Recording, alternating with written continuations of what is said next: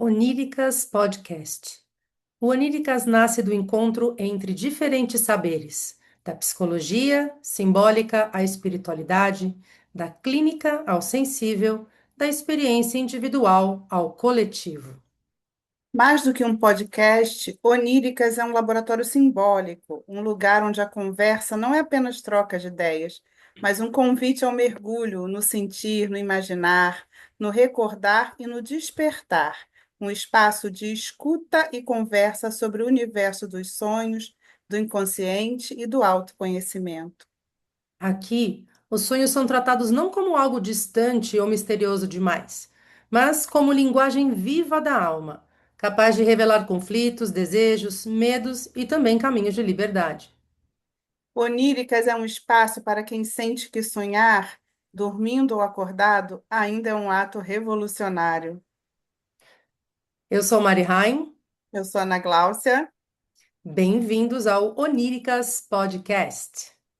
A cada encontro, nós abrimos um portal de investigação. Sonhos dormidos, sonhos de vida, aquilo que nos move, nos atravessa e muitas vezes nos revela o que ainda não conseguimos dizer em palavras. Ana, você já perguntou se pessoas presas sonham? Você já se perguntou se pessoas presas sonham, Mário? E mais do que isso, se o sono é negado, seja pela vida acelerada, pela ansiedade ou por contextos extremos, como o sistema penitenciário, o que acontece com o sonho? E se sonhar fosse em si um gesto íntimo de resistência, um território onde a liberdade ainda é possível? No episódio de hoje, abrimos um tema profundo e necessário: privação de liberdade e privação de sono. Essa é uma conversa sobre humanidade, escuta e consciência. Um convite para olhar para os sonhos não apenas como imagens noturnas, mas como portais de liberdade interna. Para essa conversa, convidamos alguém que atua diariamente em um dos contextos mais desafiadores da experiência humana, o cárcere.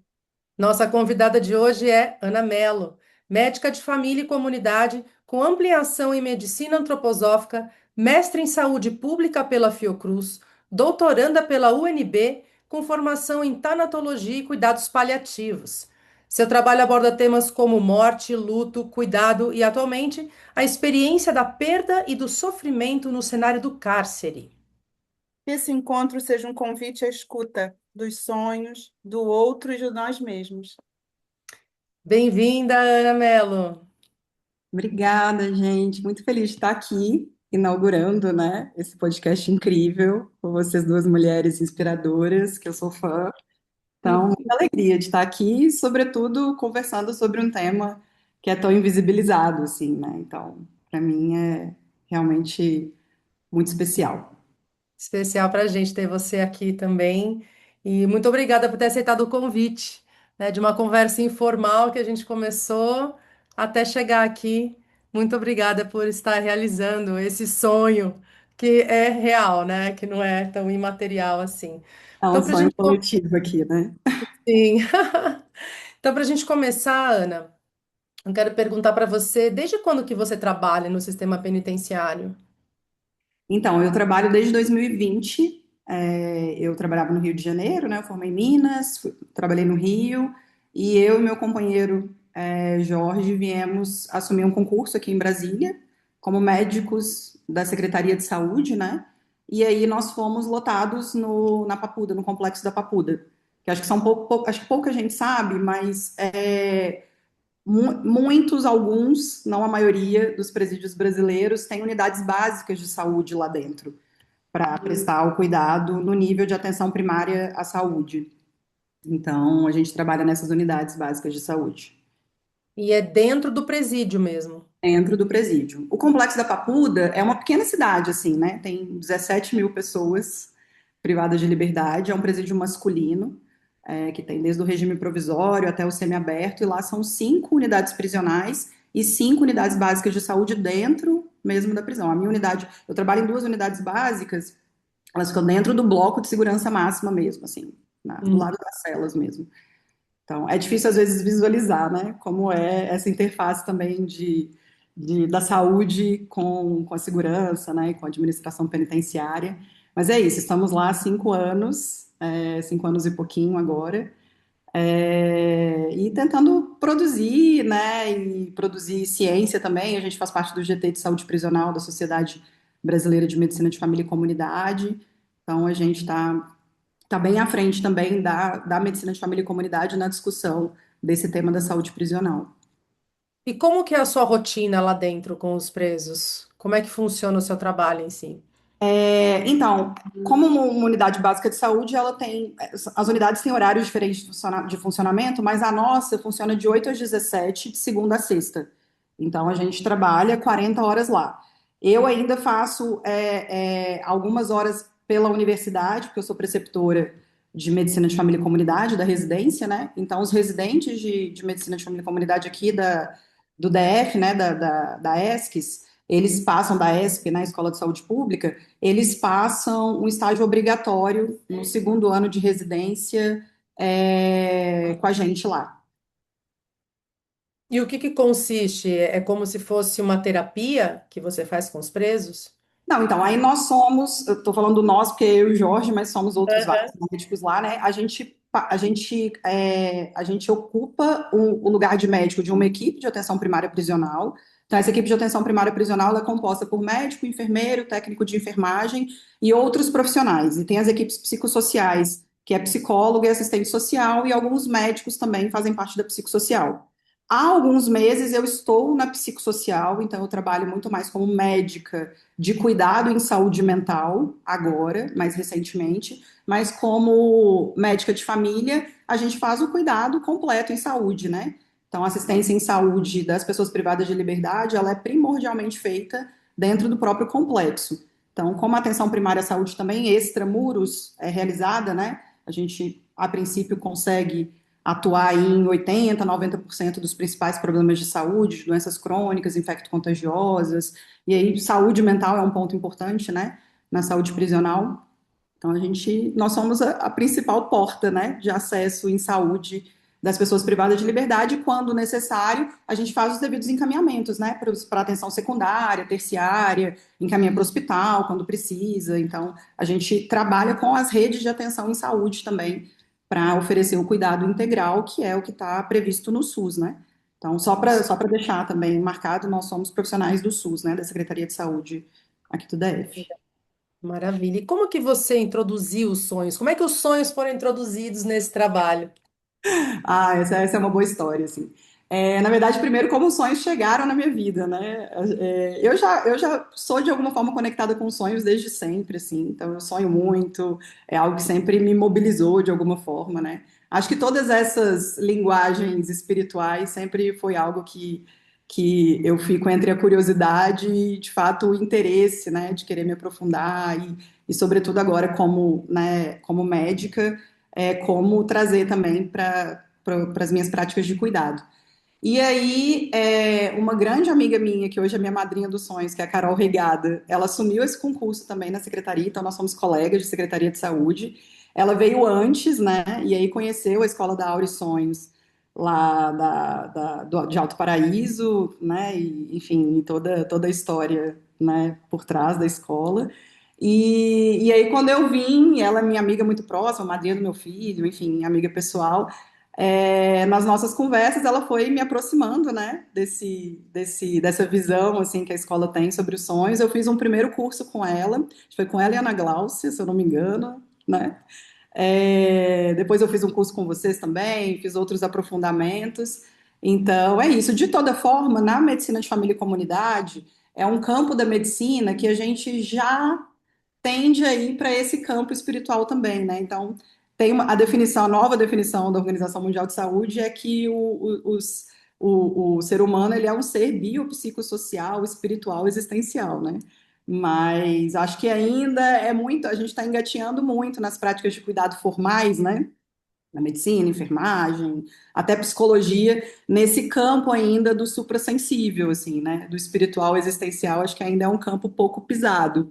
E aí, tanto nos cuidados paliativos e na tanatologia, que foram minhas outras formações, eu já fui aprofundando esses estudos, né, com Jung, enfim, aí são estudos mais pessoais meus. Mas agora, atualmente, eu estou trazendo para minha prática por me sentir um pouco mais segura de dar sentido para isso, sabe? De materializar isso mesmo, nos encontros de cuidado. E aí, até agradecer a minha madrinha, que não está presente agora, mas que ela é minha grande inspiração, aí a Carol Regada, que está sempre comigo, a Ana Glaucia também, o Raça, enfim.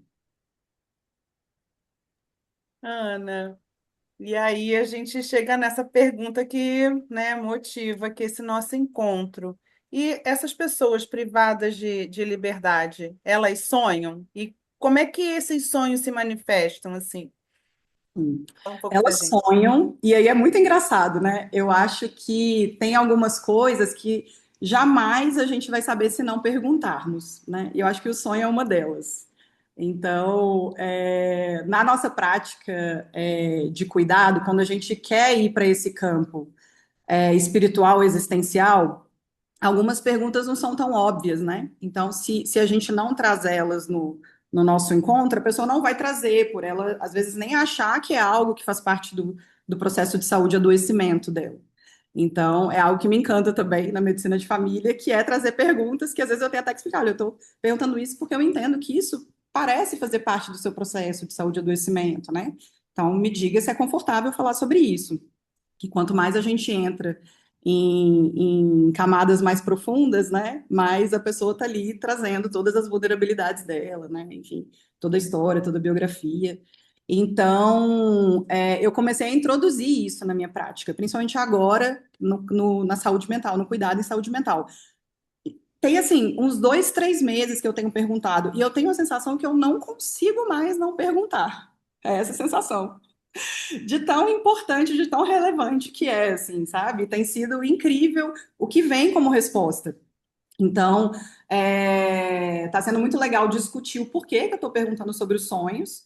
Então, trazer um pouquinho, né, do que eu estou estudando, né, para as pessoas que eu cuido, assim, para eles terem um outro olhar sobre esse processo do sonhar e também de trabalhar os sonhos que são trazidos, né, entendendo que é isso, a interpretação de sonhos como uma ferramenta muito potente de cuidado. E acho que eu já tenho percebido esses dois caminhos, assim, do sonho, genericamente, vamos falar sobre o sonho, né, e como que tem sido para você, no geral, sonhar, mas trabalhar sonhos específicos também tem sido bem legal, assim. E eles sonham muito, como é que esses sonhos se manifestam? O que que É eles legal. sonham mais assim ou menos do que a gente, que você percebe? É difícil comparar, e assim, até um cuidado que eu vou ter aqui as instituições totais, né, e aí o estabelecimento penal como uma das grandes instituições totais, né, do mundo, assim, um dos elementos é despersonalizar as pessoas, né? Então as pessoas chegam, elas se transformam em números, em prontuários, em penas, em qual crime cometeu, né? São cabeça raspada, veste a mesma roupa, come a mesma comida. Então, elas vão perdendo todas as singularidades delas. E aí, quando vem para esse encontro de cuidado, eu tenho que fazer um movimento grande de resgate dessa individualidade, dessa singularidade. Então, tudo que eu generalizar aqui, ou não trazer, né, tão singularizado, não é no sentido de reforçar essa despersonalização, mas é mais também de ter algum sigilo, de não falar especificamente sobre. Não quero fazer de forma alguma, quando eu trouxer algum sonho, pensar que crime a pessoa cometeu e tentar fazer uma associação. Eu acho que não é tão produtivo isso. Então, eu vou generalizar, mas não com a ideia de ser mais um elemento despersonalizante, né? Mas foi legal, Mari, que queria fazer um gancho com o que você trouxe na introdução, da privação de liberdade e privação de sono. Porque é isso, assim, uma coisa, algo que a gente trabalha muito e cuida muito no sistema prisional é a privação de sono. E aí é um lugar, na verdade, o encarceramento é realmente é um não lugar tão complexo, é um não lugar, um não tempo, assim, eu e meu companheiro, a gente sempre fala, né, que o tempo cronológico não é o mesmo, a sensação de espaço é diferente, é muito complexo. E esse ponto do sono, eu acho que fica muito marcado mesmo, porque, por um lado, as pessoas não conseguem dormir bem, porque se você for pensar numa cela que deveria caber 8 pessoas, com 25 ou 30 pessoas, onde as pessoas se alimentam ali, dormem ali, convivem ali, tomam banho ali, fazem as necessidades fisiológicas ali no mesmo buraco, né? Então, assim, tem muita coisa acontecendo num espaço muito pequeno, assim. Então, não parece razoável dormir bem, né? Então, é engraçado quando alguém está dormindo muito bem, né? Ou a pessoa realmente transcendeu, que às vezes acontece, ela conseguiu realmente, nossa, desconectar, ressignificar e ter uma conexão espiritual, que a gente pode falar sobre isso, que eu acho que é um dos pontos que eu acredito de ressocialização, apesar de eu não gostar da palavra, pelo espírito. É, ou ela está muito dopada de medicamento, né? E aí, por outro lado, também não é um lugar muito seguro de ficar dopado e de ter um sono muito profundo, né? Um sono onde você não consegue estar em vigilância. Então, eles também descrevem isso. Então, tem essa ambiguidade, assim, de também, pô, aqui também não é um lugar que é muito confiável de dormir muito profundo, né?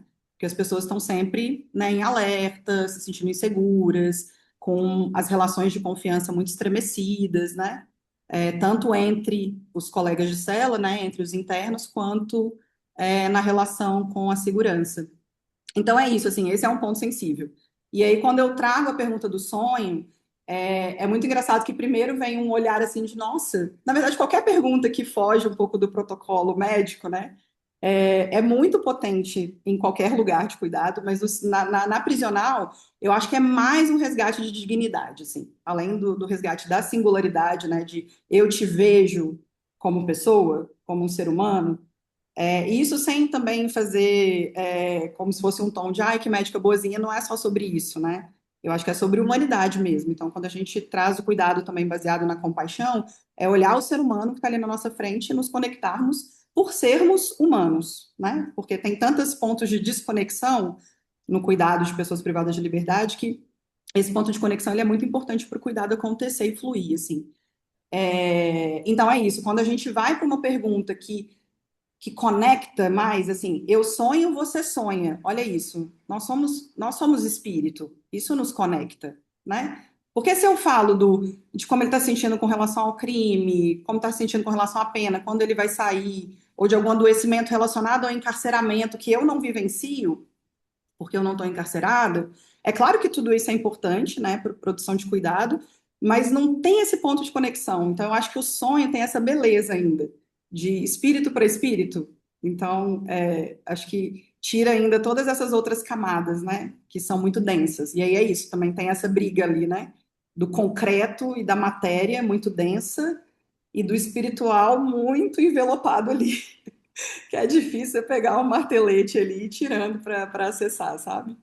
Sim, você acha ou sente que nesse momento que você pergunta se a pessoa sonhou, tem uma mudança assim de sentido, como você diz, da despersonalização, ela começa, ela se reconecta com ela mesma nesse momento? Sim, eu acho que é outro ponto. Assim, nos encontros de cuidado que eu faço, já era comum aprofundar, né, questões existenciais e biográficas. Então, isso já era muito presente. Eu acho que o sonho aprofundou mais um pontinho ali, do ser biopsicossocial espiritual existencial. Eu acho que pega esse ser espiritual existencial em outro lugar que é muito bonito, assim. E aí eles trazem os sonhos. E aí é muito engraçado, que é muito comum eles falarem assim, nossa. Engraçado, doutora, a senhora ter perguntado. Sim, eu tenho sonhado como se fosse um. Nossa, era isso, eu precisava falar sobre isso, sabe? Tem alguns que trazem como se fosse um insight. Lembrando, gente, que nessas consultas, eu já estou numa consulta de saúde mental, atualmente, né? Então já é uma consulta que foi agendada, ou que foi, né, ou que foi agendada por mim, ou agendada por outros meios, né, pelas diversas formas de acesso para um agendamento em consulta, que a intenção é fazer um cuidado de um sofrimento, vou colocar mental, mas na maioria das vezes não é só mental, né? É espiritual, existencial e social, né? Profundamente social também. Então, eu acho que traz essa conexão maior, assim. E aí são muitas as histórias que a gente pode ir abrindo aqui também. Ana, e assim, quando você começa, né, a ver os sonhos das pessoas privadas de liberdade, e você também tem esse contato com nós que estamos aqui, né? Você percebe semelhanças, diferenças? entre os sonhos? Como é que é isso? O que eu percebo é que, de fato, a linguagem simbólica e espiritual é uma só, né, gente? Isso é muito lindo, assim, de ver.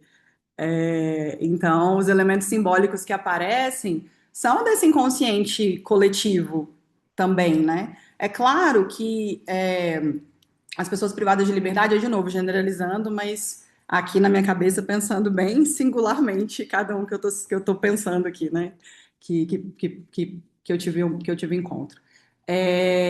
Eles trazem conteúdos muito densos relacionados a essa história deles, né? De conflito com a lei, de crime, de conteúdo muito, muito intenso de morte. E aí, algumas vezes, é isso, né? Tem muitos sonhos que dá para perceber que são mensagens relacionadas às dinâmicas que eles estão vivendo ali no momento presente, mas que muito conectadas com o passado, enfim, com todos os traumas da vida. E tem muitos sonhos que a gente chama de limpeza, né? Que são ali do dia a dia. Então, tem muitos sonhos que falam, não, eu sonho muito, doutor, eu sonho que eu tô preso, aí eu sonho da rotina do presídio, aí eu sonho com um barulho de algema, aí eu sinto que são esses sonhos mais de limpeza, assim. E aí até trazer isso, de dar esse sentido pro sonho, né, de, olha, isso ocupa um lugar na sua cabeça, no seu sentimento, no seu espírito, assim, né? Usar esse momento para depurar isso pode ser importante também. Faz sentido para você? É a pergunta que eu mais faço, né? Das minhas consultas. Tudo isso que eu falei faz sentido para você? Isso que eu tô falando faz sentido para você? Porque a ideia sempre não é trazer o meu sentido para a pessoa, é resgatar o que está fazendo sentido para ela, assim, né? Primeiro abrir o que que faz, o que que ela entendeu, não só do sonho, mas dos processos ali de sofrimento trazidos. E aí, à medida que eu vou trazendo, né, e fazendo as conexões ali, aí vai depender também do nível até do diagnóstico de saúde mental da pessoa mesmo, né? Do quanto você dá conta de aprofundar ou não.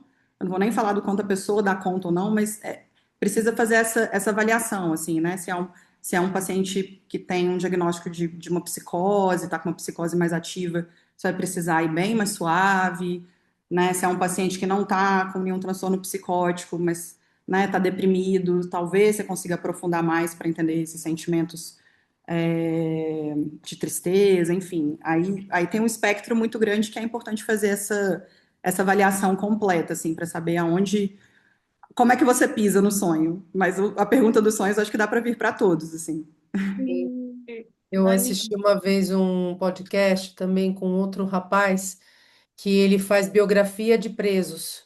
E ele estava dizendo que a Suzane von Richthofen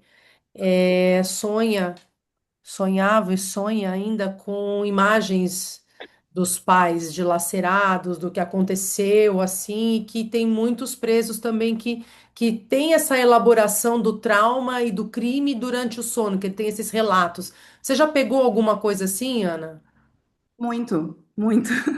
E aí é muito, muito interessante também, porque grande parte dos sintomas psicóticos, que aí são as imagens, né, que podem ser chamadas de alucinações, mas as imagens que vêm em vigília, né, acordados, também são muito relacionados ao conteúdo dessas violências vividas, né? É porque a pessoa que cometeu o crime, ela também se traumatiza, tá? Então, é porque a gente pensa no trauma que a família viveu, que a vítima viveu, e é óbvio, esse é óbvio, né? Então, acho que dá para falar sobre isso exaustivamente, mas a pessoa que cometeu o ato, ela também se traumatiza muito. Então, os transtornos que vêm, são muito relacionados a esses traumas. E aí é isso, né? Tem muito sintoma psicótico, que aí vem as imagens em vigília, mas o conteúdo de sonhos também é muito parecido. E aí é muito interessante, porque quando esse conteúdo de sonhos ele é muito repetitivo, né? Que é relembrando esse trauma, né? Frequentemente, ele gera um distúrbio de sono também. Porque aí as pessoas querem evitar o sono, porque é muito doloroso, né? Já é doloroso, é muito difícil, né? É doloroso acordado, estar encarcerado, você vai para o sonho é insuportável, você desperta encarcerado. Então é um ciclo de sofrimento e de dor e de angústia muito complexo, assim, né? Porque algumas pessoas falam, eu tive um sonho ruim, de conteúdo ruim, acordei, que bom. Eu estava em casa, estava bem, estava seguro. Agora vocês imaginam como é acordar de um sonho, de um conteúdo ruim, assim, que né, a ideia é não chamar de pesadelo, por isso que eu estou falando o nome completo, né, do sonho. E aí é o que eu tento construir com eles também, né, de não necessariamente chamar de pesadelo, de olhar para isso como um sonho de limpeza desse trauma ou de será que precisamos falar sobre esse trauma? E aí é uma das perguntas que muitos residentes também de medicina de família fazem pra gente, né? Ah, é bom saber o crime que cometeu? Você sabe o crime que cometeu quando você atende? E aí, na maioria das vezes, a resposta é sim. E não é porque eu pesquisei por curiosidade, é porque vem na história da pessoa, né? Eu não vir numa consulta de saúde mental o crime que a pessoa fez é como se fosse um grande elefante branco na sala, né? Porque, assim, faz parte da história dela. O contexto de sofrimento que tem a ver com o encarceramento dela tem a ver com isso. Mas não necessariamente é uma pergunta, né? Porque eu não estou ali como juíza. Então, a ideia é trazer esse crime, né, essa situação de conflito com a lei, de uma forma que tem a ver com a biografia dessa pessoa. Então, é puxar essa linha biográfica dela. Tá legal, você falou do biógrafo, né? A gente também tenta fazer esse trabalho biográfico, mas com a autobiografia dela, né? De trazer esse resgate. Eu vou lá na infância dela, começo lá na infância. E aí, como é que foi sua infância? Né? Vai indo à adolescência, né? E aí o crime vem, né? As situações que levaram a pessoa ao encarceramento vêm. E aí sim, tem essa diferença que foi o que você também perguntou, Mari, de que eu não quero fazer aqui necessariamente, mas do conteúdo do sonho e até dos sintomas psicóticos com o que provocou o encarceramento. Então é diferente, sim, os sonhos, por exemplo, de homicidas. Tem um conteúdo mais violento, né? O sonho de pessoas que cometeram homicídios. Liana, é, e você já presenciou em algum momento, é, nesses relatos, né, o sonho trazendo alguma ressignificação da dor ou de algum processo, de algum trauma? Muito, muito. É muito bom trabalhar com sonhos mesmo. E aí é interessante porque eu não dou conta na consulta de fazer aquela interpretação aprofundada do sonho, até porque eu também sou uma iniciante no tema, né? Então não quero cometer nenhuma negligência nesse sentido. Mas trazendo só os pontos básicos da interpretação dos sonhos, que é pensar o sonho como uma linguagem do espírito. E aí eu vou entender primeiro da pessoa o que significa para ela, né? Espírito para ela, o que significa a dimensão espiritual para a pessoa e trabalhar com o que faz sentido para ela nesse ponto da dimensão espiritual. Então, essa é uma primeira investigação. E aí, fazendo sentido para a pessoa que o sonho, sim, pode ser uma linguagem do inconsciente, do mundo interno e do espírito, esse já é um primeiro passo. E aí, a maioria acho que nenhum dos que eu abordei o sonho não acha isso razoável. Então, a maioria se conecta com esse sentido, que é muito legal. E aí, depois ir para o campo de vamos pensar que tudo no sonho é alguma parte de você. Então, isso é muito legal. Isso é muito legal, porque os sonhos que poderiam ser muito perturbadores ganham outro tom, assim, né? Então, um exemplo, assim, de um sonho que, eu sonhei que minha mãe matava minhas duas irmãs. E as três são vivas, tá? No mundo em vigília, assim. Então é um sonho muito perturbador, né? Então, se a gente vai com a nossa moral, né, enfim, e com as nossas crenças e olha para esse sonho, é um sonho que a gente quer evitar, que a gente vai. E aí, pro senso comum, pode parecer um mau presságio, né? Assim, então, acho que só de desconstruir isso que é do senso comum já é muito potente, sabe? Então, assim, então vamos olhar para a morte como uma transformação. Então, vamos lá, vamos pensar que essas três pessoas são partes de você, né? Partes do seu feminino. São três mulheres. Eu só trabalho com homens ou mulheres trans, né? Então, são partes do seu feminino. O que que sua mãe representa para você? O que que suas irmãs representam para você? O que que está transmutando aí de alguma forma? Então, esse sonho, por exemplo, que foi só essa imagem, já foi muito, muito legal trabalhar assim. Fez muita diferença para a pessoa e fez muito sentido para ela. quando eu E trabalhei. essa pessoa era um homicida também? Tinha a ver com crime ou não? Eu não lembro especificamente, mas não tinha necessariamente relação com o crime, né? Claro que assim, é difícil, acho que tem relação com o sofrimento e o contexto ali, né? Porque mesmo que Sim. você não tenha. É porque quando você é massificado num sistema prisional, né? Que chama massa carcerária por isso. Você despersonaliza e transforma todo mundo numa massa. Você vivencia tudo, né? Então, mesmo que você não tenha cometido um homicídio, você está compartilhando uma vida muito próxima com pessoas que cometeram, né? E essas conversas fluem. Então, a atmosfera, ela tem essa densidade. Claro que não é só ruim, tá? Tem muitas relações incríveis que se estabelecem ali também. Então, também não quero que o tom da minha fala reforce estereótipos, né? Ou seja levado para o pejorativo, assim, né? De reforçar estereótipos, sobretudo, assim. Mas é É isso, que esse nem foi um sonho que foi muito legal. Teve um outro sonho que também foi muito significativo, que foi...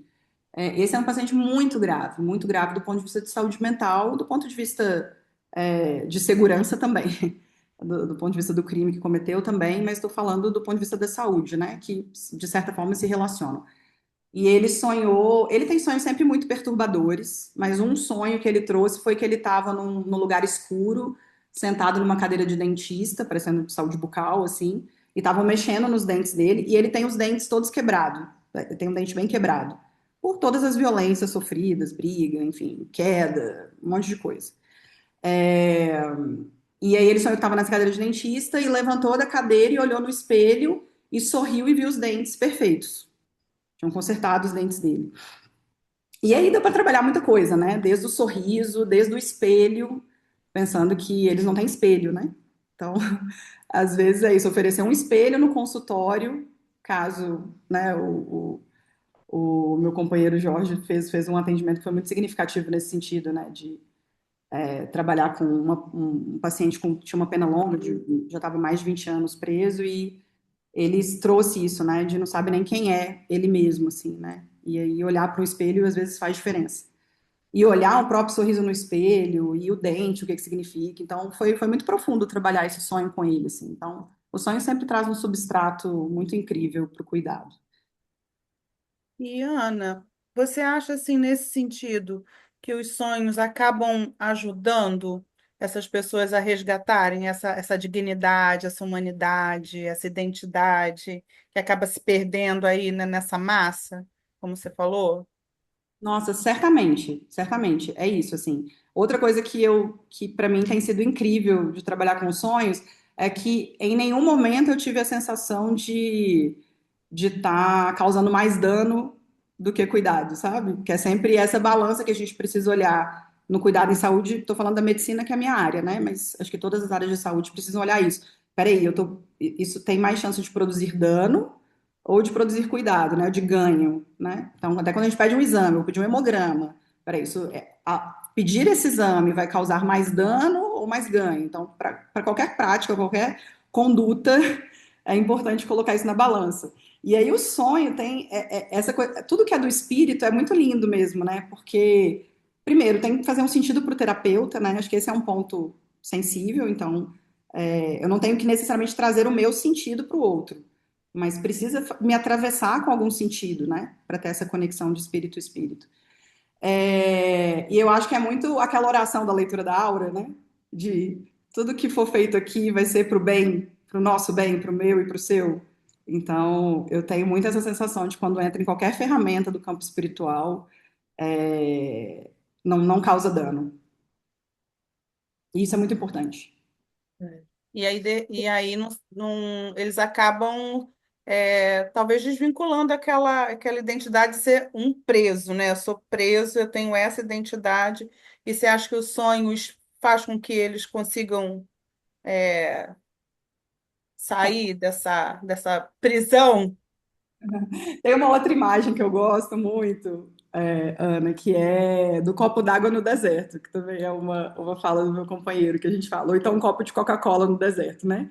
Não vai resolver a seca, não vai resolver necessariamente a desidratação, né, do corpo físico, mas vai ser né, um cuidado, um abraço, uma refrescância, um momento, né, aquele momento de dignidade ali, né, de sentir a água entrando no corpo.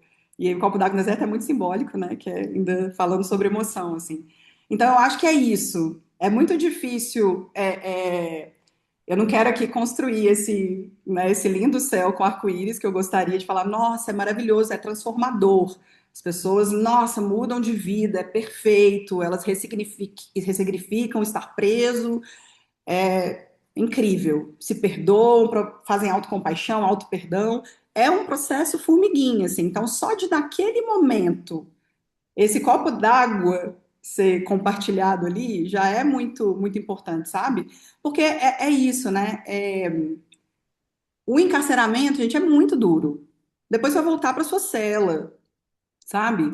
Aquele momento de falar sobre si, eu acho que vai mudando algumas pecinhas lá nesse próprio mundo interno, sabe? Então, é isso que eu quero tentar ver ao longo do tempo, né? Como é que muda? Se muda o padrão de sonho. Porque é isso, né? Você tem um sonho repetido que tem a ver com o trauma, e você, de alguma forma, traz ele para o consciente e trabalha ele, pode ser que ele dê uma dissolvida. E aí você avance. Será que tem algum outro sonho com conteúdos difíceis? Que aí também é isso, né? Certamente são conteúdos difíceis. São muitos processos ali e as dinâmicas do momento presente deles são muito difíceis. Mas será que dá para avançar, para você olhar para outro ponto, né? Porque senão você fica estagnado. E, de novo, aquela lógica do tempo cronológico fica como se fosse uma ampulheta deitada, né? Com a areia parada, assim. Então, será que dá para fazer algum movimento nessas emoções? Então, é água estagnada, né? Tem sonho com lama também. Sonho que tá numa... Esse sonho de lama foi incrível, assim. Ele sonhou que estava num lugar com muita lama, meio, né, parado nessa lama. E aí ele olha para um lugar que tem um verdinho, e ele olha, tem uma planta verdinha nascendo. E aí ele fica inebriado ali com aquela planta verdinha, um verde muito vivo, e vai tentando afastar a lama para não afogar essa planta verde, né? Como se a lama fosse tomá-la, né? E a planta vai crescendo, crescendo, só com esse movimento de afastar a lama que ele faz com a mão. Então, olha esse sonho, gente. Dá para fazer uma tese de doutorado só desse sonho. E o que que foi a percepção dessa pessoa para Não, esse sonho?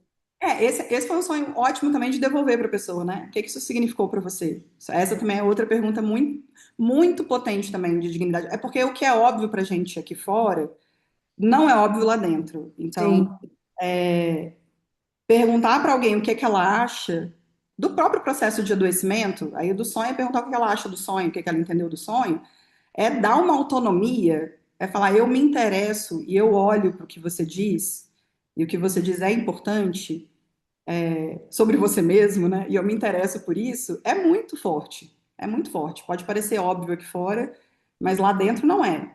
Não é. Então, eu acho que só essa palavra, essa frase já é isso, né? Eu quero ouvir sua voz. Então, devolver a voz para a pessoa que mais sabe de si, né? Então, e aí, desse sonho especificamente, ele foi muito legal, porque ele não tinha parado para pensar, né? Então, é uma pergunta gatilho também, de não tinha parado para pensar sobre isso. E que legal ter um momento para olhar para isso. E aí ele trouxe, acho que esse sentido, né, de algo que quer nascer de uma base muito muito suja, né? Ele trouxe a palavra sujo, mas muito estagnado, né? Muito. E aí eu fui tentando construir isso com ele, com o que ele trouxe mesmo. E que legal, uhum, né? Que ele mesmo está fazendo esse movimento, pensando até nessa planta sendo ele mesmo, né? Se tudo no sonho é ele, a lama é ele, a planta é ele. E aí, que parte de você é essa planta? Que parte de você é essa lama? Né? Que parte de vocês é essa mão que afasta essa lama e que quer crescer, né? Que tem essa sim. intenção, assim, tem esse movimento de querer que essa planta cresça, né? De querer que essa parte verde cresça, né? Sim, acho que traz esse lugar de uma autopercepção, de ressignificação sobre tudo, sobre ele mesmo, sobre a vida, sobre o próprio crime, sobre as circunstâncias, as situações, né? Como você diz que está privado de sono, tem medo desse sonho ruim. Ele pode, se ele consegue entender esse processo de que tudo no sonho é uma parte dele, pode ser que diminua esse estresse para dormir também, não, Ana? Certamente. E isso é dito, assim, não, eu não cheguei a ver nesse ponto, assim, de, nossa, a doutora fez muito bem para mim falar sobre todos os sonhos, tô vindo aqui, né? Eu não consegui ter esse resultado, mas quando a gente trabalha o sonho, ali naquele momento já faz muita diferença. Fala, Sim. nossa, fez muito sentido para mim isso. E eu tô vendo agora o sonho por outro lado que me acalmou muito internamente. Então eu dou uma checada também como é que foi o fechamento da consulta, né? Como é que você entrou, como é que você está saindo. Pensando que foi um processo que ele mesmo fez, né? Claro que ele tem um encontro, uma troca, mas também reforçando que foi ele mesmo que fez esse caminho, né?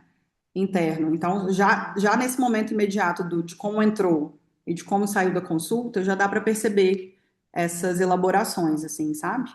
Mas, de novo, é isso, varia muito do paciente o quanto você consegue aprofundar ou não algumas coisas, né? Porque enfim, vai E entrando você, em questões bem sensíveis, assim. Isso e tudo, você, só um ponto interessante também, isso tudo, a minha consulta, o meu setting de consulta, não é um consultório com portas fechadas e o paciente deitado no divã, não, tá? É um consultório com o paciente algemado na minha frente e eu estou escoltada por um policial. E o policial tá ouvindo tudo isso junto, tá? Claro que o ideal é que um policial que faz essa interface com a saúde seja um policial que entenda o que está sendo feito ali, né? São policiais parceiros, que tentam ficar o mais neutros e invisíveis possível. Mas é um setting que já tem esses elementos aí que podem ser barreiras, né? E que já precisam ser transpostas, assim. sim. E você, Ana, quando você volta para sua casa, você também sonha com o sistema penitenciário? É uma ótima pergunta. Aí são sonhos de depuração, né? Aham. Engraçado que com a prisão em si é raro, mas eu percebo que em alguns sonhos tem alguns conteúdos que quando eu vou elaborar teve a ver com algo do meu dia ou algo que eu ouvi, né?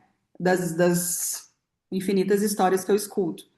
Então, que eu agradeço também para o sonho me ajudar nessa depuração, né? E para a Uhum. meditação das rosas me ajudar nessas limpezas também, que são importantes, assim.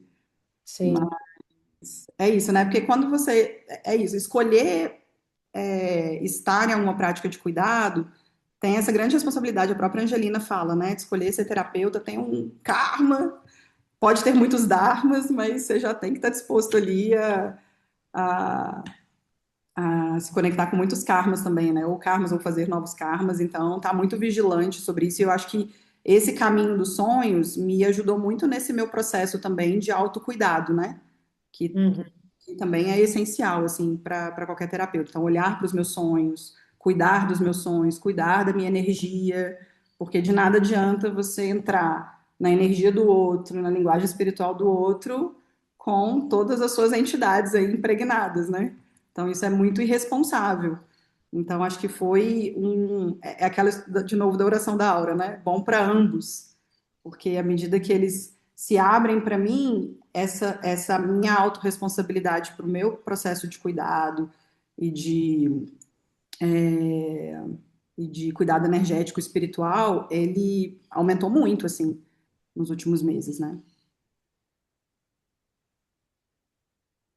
Ana, e assim, né, essas pessoas convivem com a morte e com concepções de morte, né, muito distintas e às vezes muito diferentes, assim, da gente, né?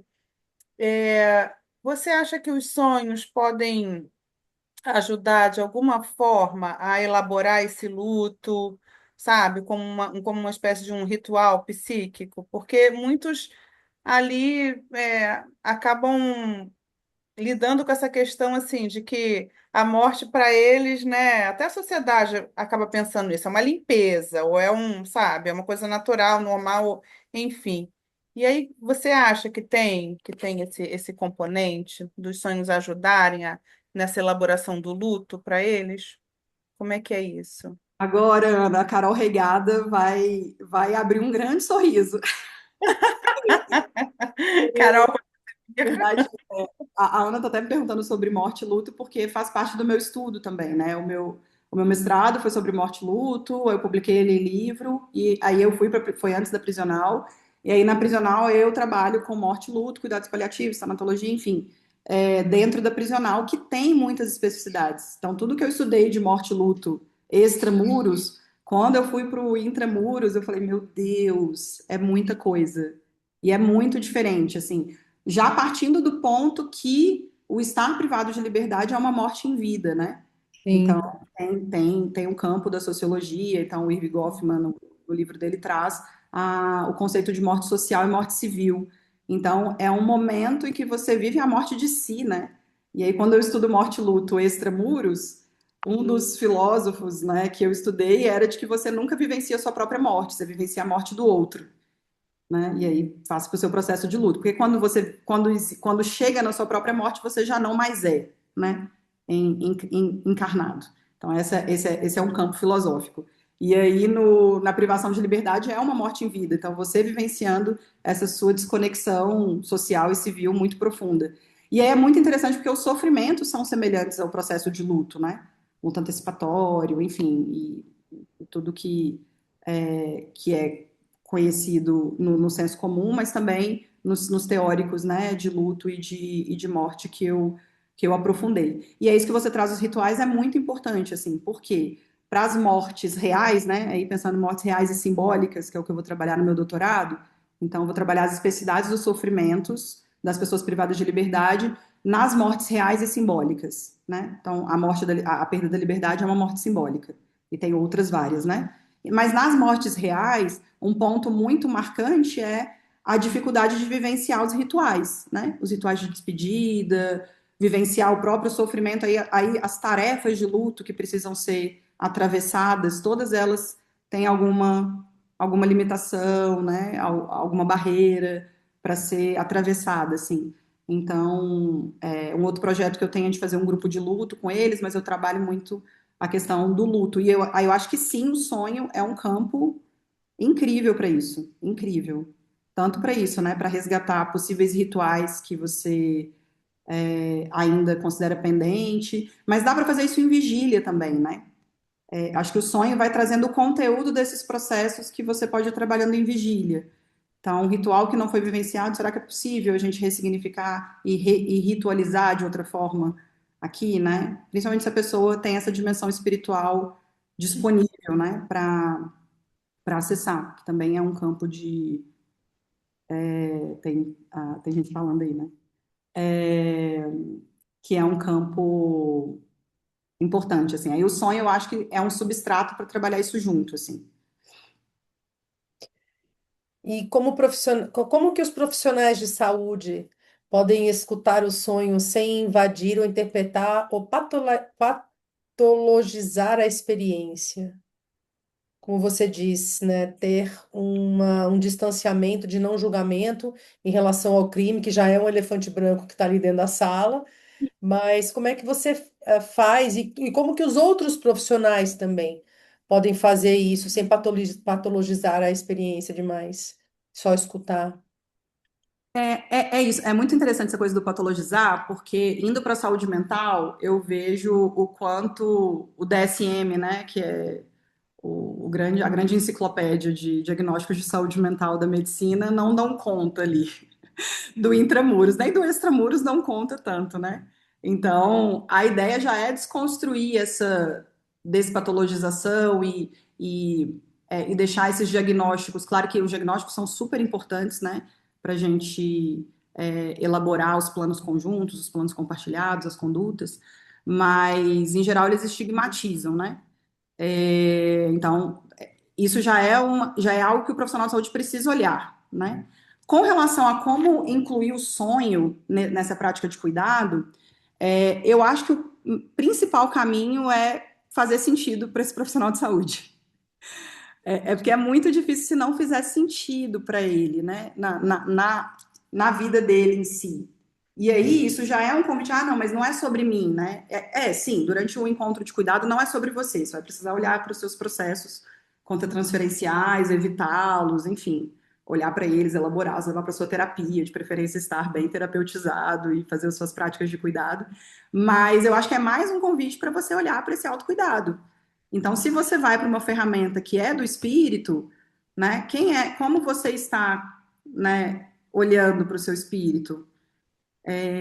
Então, me dá uma sensação de que isso é essencial, assim, esse primeiro caminho. É claro que tem toda a psicanálise também junguiana, mas Jung também ele quebrou, né, com a psicanálise tradicional material cartesiana. Ele foi para o Sim, campo que transcende a matéria. Então, assim, sim. se você não transcender a matéria, difícil, bem difícil.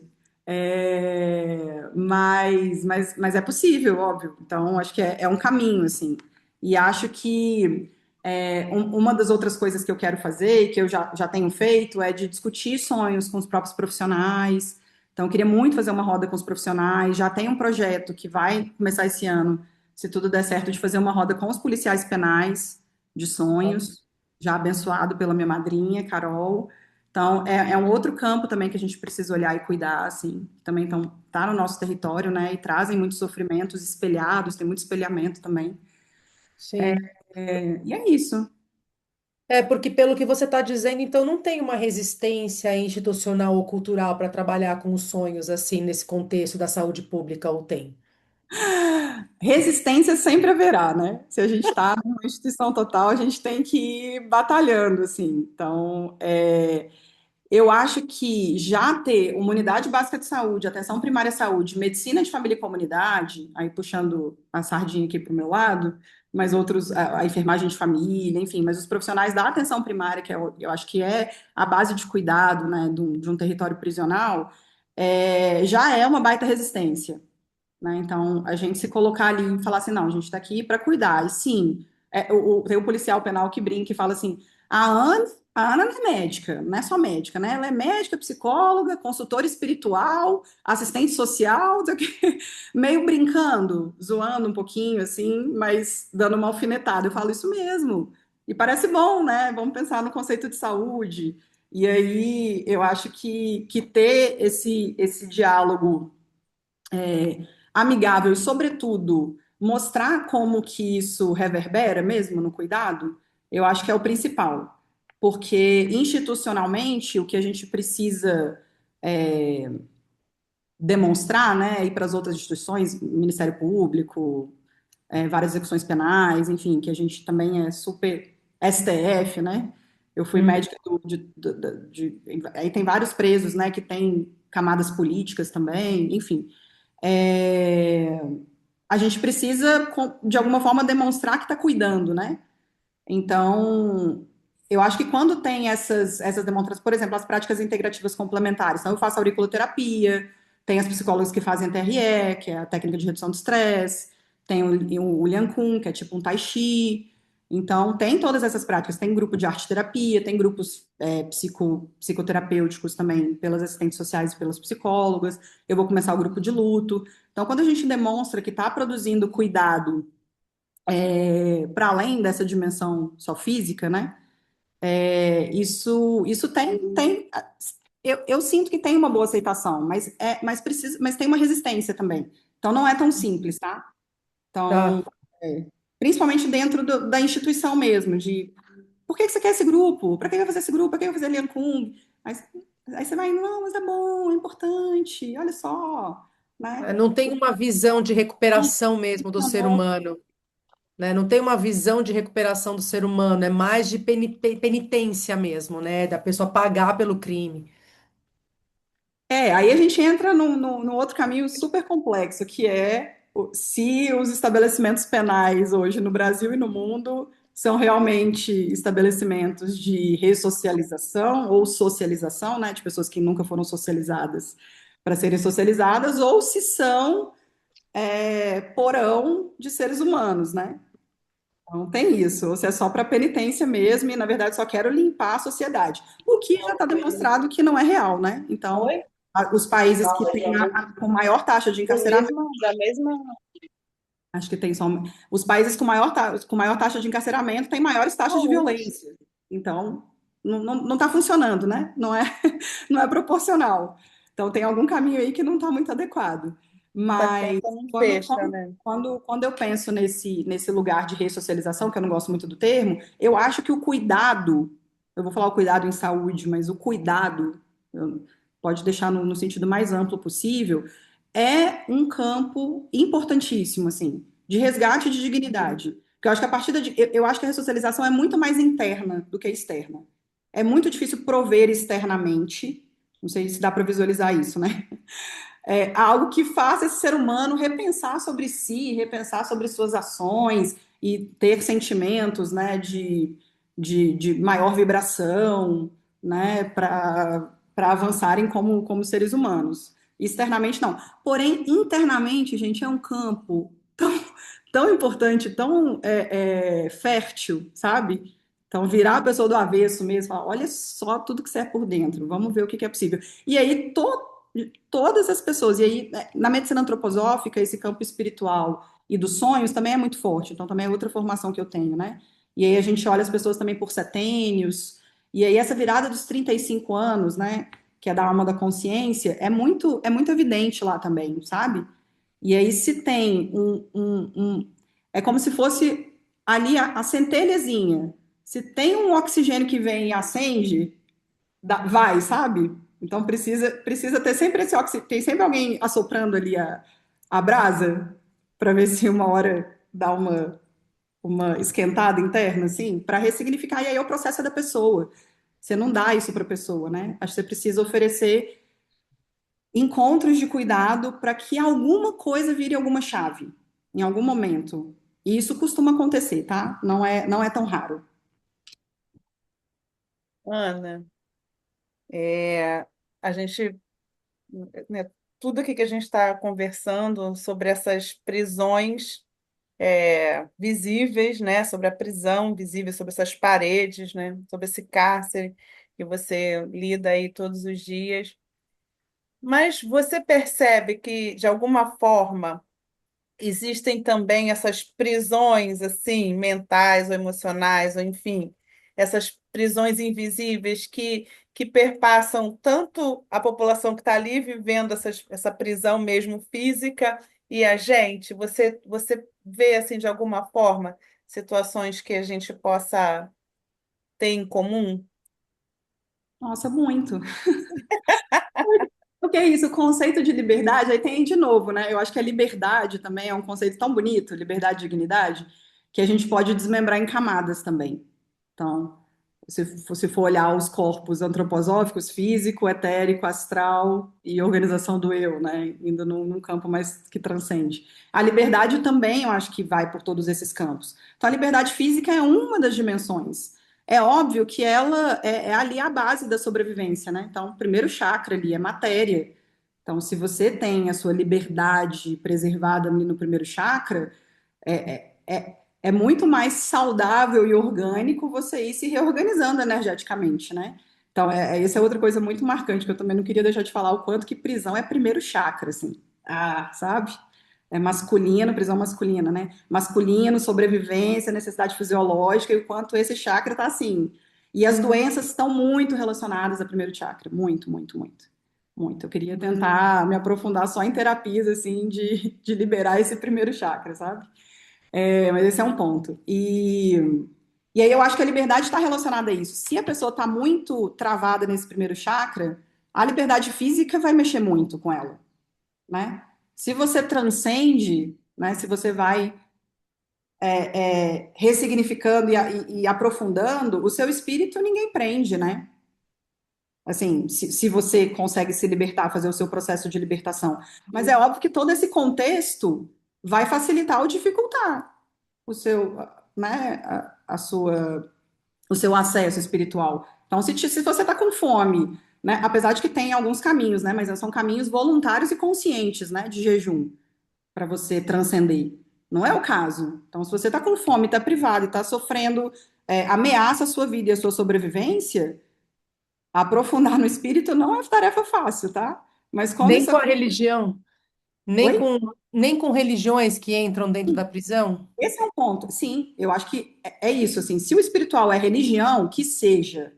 Vamos fazer a religião, entendeu? Então é isso, assim, a religião evangélica é muito forte lá dentro, até porque para você se tornar pastor para várias congregações, você não precisa necessariamente de grandes formações, né? Então lá dentro tem várias linhas de evangélicos, então muitos se congregam pastores. Então quem consegue mais ter uma leitura de Bíblia mais aprofundada, eles pregam a palavra. Isso é muito forte, é muito potente lá dentro.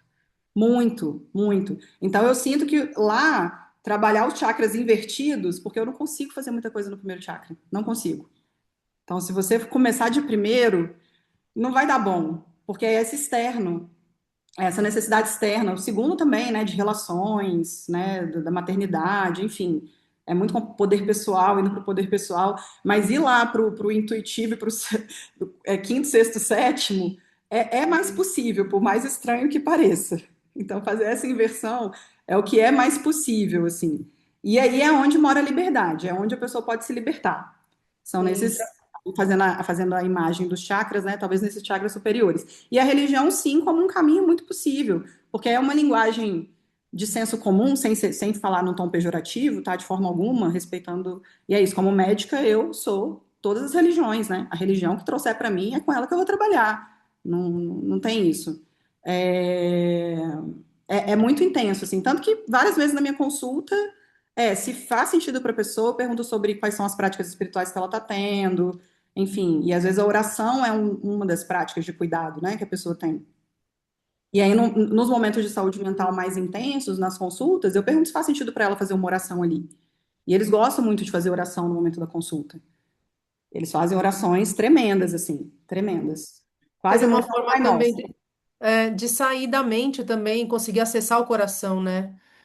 Pegar esse lugar do quarto chakra que faz a ponte entre, né, os superiores entre o céu e a terra, né? E despertar a compaixão por si mesmo também, pela história deles.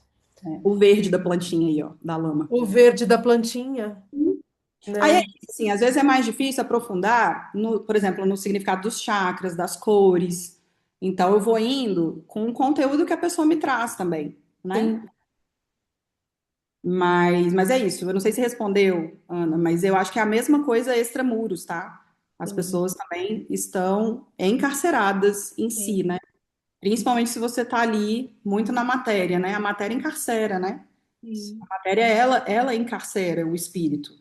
É óbvio que estamos vivendo uma experiência espiritual na matéria, tá tudo bem estarmos com o espírito, né, imageticamente prendendo a matéria prendendo esse espírito, mas se você está muito impregnado nesses valores materiais, você se encarcera, né? Então tem pessoas aí, milionárias, inclusive, profundamente encarceradas. E aí tem falas muito incríveis, assim, de também a vida que a pessoa estava vivendo lá fora não era necessariamente de liberdade, né? Dessa liberdade que a gente está falando, assim, de muito sofrimento também, de muita violência, de muitos conflitos, né? Então, não é que está melhor dentro da prisão, não é sobre isso, mas é de dimensionar e de olhar para essas várias nuances do que é liberdade. Então, trabalhar o conceito de liberdade na consulta é bem interessante também, e bem possível. Sim. A gente vive preso em ideias, em crenças, em valores, em imagens, Em sonhos, né? mas Em repetidos. sonhos, né? Repetidos também nessa resistência. Acredito que realmente seja tudo isso que a gente falou hoje, né? Esse episódio, um convite mesmo para a gente observar os nossos sonhos dormidos, os nossos sonhos esquecidos. E poder se perguntar também, aonde que na minha vida eu tô presa? Aonde que eu tô preso na minha vida? Numa situação, numa ideia, numa vontade, num desejo, numa ilusão, numa fantasia? E também aonde que essa liberdade pode nascer, como a plantinha no meio da lama, né? E se esse tema atravessou você que está ouvindo a gente, fique com a gente, fique com Oníricas.